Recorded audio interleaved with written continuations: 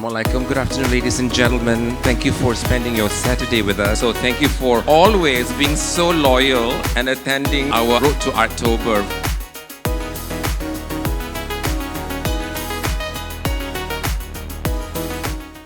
You are a collector, and you quite a recent collector. I am a shopaholic. I shop by the pulse of the adrenaline, whatever suits me, whatever I see I like, and whatever sometimes it connects, the painting, the artist connects with you. That's where the budget goes. My first collection, the first purchase I bought was probably 1990. Ismail Latif, the spurts of color, that kind of thing. But the thing is that I always also like to have the various artists. Anikatini Madian is one of my biggest collection. Yusuf Ghani. Actually, Yusuf Ghani, I bought good stuff when I was in Kuap, but I didn't buy it personally, That was for Kuap, So only when I retired, when I don't have that much money, I bought quite a lot of Yusuf Ghani stuff, and it was more expensive than those days when I was with Kuap. So I had probably about 8-9 pieces of Yusuf Ghani. A couple of series, the Hijau series, the Topeng series, Segera. You consider art as your third space? Yeah. Honestly, it gives me a lot of pleasure. For the corporate itself, I think it adds three things. It adds culture to the organization. It adds color to the organization. Color is not just color, it's color in terms of the people, the environment, the diversity, And then it adds sophistication, especially if you see sophisticated artwork, intricate artworks. It adds that. So it creates a whole mindset and culture in the organization that is actually very, very dynamic in nature. That's why my office, even though it's private at the bank, it's a chairman's room, nearly everybody can access. Everybody who knocks on my door is, I accept them. And if they just want to take photo of the collection that I have inside there. You've bought some artworks, and you've also bought for yourself. You've also advised your friends. Have there been any acquisition regrets? Mesti ada lah. Impulsive buyer like me obviously will make mistakes lah. Art purchases is also like that. When you are impulsive, you don't do the checking, you don't do the research well. Suddenly you feel, it's nice, you straight away buy it, but at the end of the day, somehow or other, if it's for investment, then it's probably not the right decision. When you mentioned that you do your research, what kind of research do you normally do? How do you do your research? Yeah, one research is of course networking, talking to people, talking to the experts who I think, But at the same time, obviously, there are other collectors who are my friends, like Datuk Cik Mokhtar, Datuk Kalimullah, so many others, In fact, obviously, along the way you go out, I'm a golf fan. I play golf every weekend, but some of my golf game, it was very expensive golf because after golf we go to gallery and we started, buying stuff, again that impulsive buying, So although my friends always tell me, don't golf with Datuk Wan. It's going to be very expensive for you. Not because losing at the golf, but spending money on art pieces after the golf game, But at the same time, the networking, with people, the other collectors, and part of the rest of the ecosystem. I think those are the ones that provides my research background. Yeah. But may I ask that perhaps during the 25th till the 28th September, that you place a round of golf with your friends, and then after that you bring them over to my tech. We open it from 12 p.m. onwards. I would really appreciate it. I know that the one always comes to and you were a good supporter of Artober. One last question before I let you go. What kind of advice do you give your peers or to someone who's about to start out, who's still very unfamiliar, dia masih rasa berat nak masuk gallery or to an art show? How do you convert these people? Spend more time with Izzy, spend more time with Wafa, spend some time with me. Yeah. Be close to the people who really are passionate about this industry.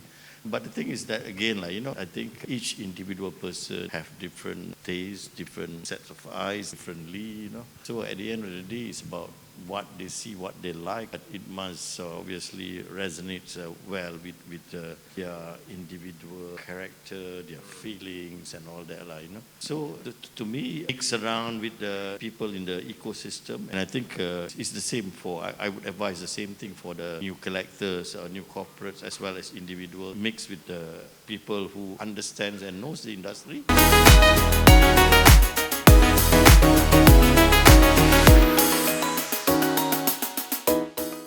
What happened in 2011? I'm Sarawakian. I born in Sarawak. So pada tahun 2011 tu, I think that trigger me adalah tahun tu adalah the anniversary, the 500th anniversary. My access mungkin buku teks. First time I tengok ada gambaran pelukis ataupun artist impression. Kalau ada sejarah Melaka, dia ada gambar itu. And when I look at the gambar kan, macam this can be better. When you go to the next pages, when we go to Europe, tu tengok gambar dia, wow, dia ada Napoleon. Kenapa gambaran pelukis ni macam sketch, macam tak siap. And I have my friends always hantar kalau ada gambar ataupun dia jumpa kat internet ke whatever, filem nak suruh I tengok. And then one day Syukur is my good friend daripada diploma years. Idea of this style ni, Syukur dia bagi image tu. The thing yang trigger me is like the framing lah, bukan the tiles tu, tapi the frame. Frame is like macam this azulejos mural tile ni. Isi dia dalam frame tu dia akan depict dia punya glory lah. Yeah. Dia punya exploration, discovery. So I just took the frame and then I just like shift the lens, the crop kan. Okay, bukan tu je yang berlaku. And Syukur actually approached me like macam, what about this idea of explore this concept as a frame point of view. He was thinking I was going to do it on canvas. But I cannot do that because of the texture. I cannot emulate the texture on painted canvas kan. So I have to like paint on the surface yang memang ada texture tu. Hafiz, so tell me how you got yourself embroiled in this project. I think one of the things that he mentioned initially was, he said, he was thinking of someone who could sort of encapsulate Ed's latest solo show, but from a bigger picture, because, it's like it's not just actually the story of a Malay world, or, there's actually a regionality towards this whole theme, right? Yeah. And I guess for me, first and foremost, I'm a student of history. I'm a fan of history, right? And specifically art history of the region, right? So when I saw some of the early images of Ed's work, immediately one of the images that sprung up in my head was the Javanese artist like Radin Saleh. I did his show a couple of years ago at National Gallery Singapore, and if you know a bit about Radin Saleh, the 19th century Javanese artist, of course he was trained in Europe, right, in the European traditions, and even stayed there for a few decades. But if you see his images, you see his topics is of like, Javanese landscapes, with animals from this part of the world engaged in battle, very dramatic, very romantic, like in the grand European traditions, right? And when I started talking with Ed, and then Ed started talking about, the textbooks and how his frustration when he was sort of looking at, how come we don't have this, better pictures of these historical episodes, right? Mereka kesangatan bedil peringgi itu. Maka gali dan fusta dilanggarkannya ke pantai, maka peringgi pun naiklah. Terlalu ramai. Maka Sultan Ahmad pun keluar naik gajah. Jinakci namanya. Sri Udani di kepala gajah. Tun Ali Hati di buntut gajah.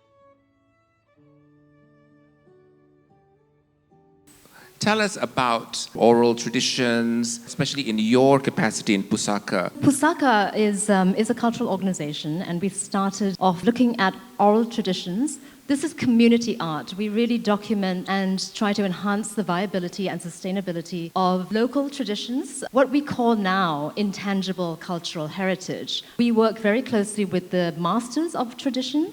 I would say 80% of our work is with Malay communities, which is highly, highly diverse in this country. We tend to work with communities that have experienced a kind of pressure, whether it's cultural politics in the local level or some kind of problems even economically with sustaining their livelihoods. So one of the things that I would say our approach is not to take an academic ethnographic approach to just documenting this is Wayang Kulit or this is Mak Yong in an ethnographic way, because we don't believe that these are static traditions. What have you seen about how the society now is consuming history and their attitudes towards history at the moment? What I see, I know that there is a very, there's an interest in history and in heritage as well, but I think sometimes people don't quite know where to go to get information, because I think there is a shift that we are starting to sense that we don't quite trust the school textbooks, and that the school textbook kind of version of history is very one-dimensional, and it's very, also not very interestingly. I'm very, very worried about history in Malaysia. History was very important. The importance of where Malaysian cultural life, even contemporary cultural life, comes from. One of the common things I always hear is that people are not interested in history.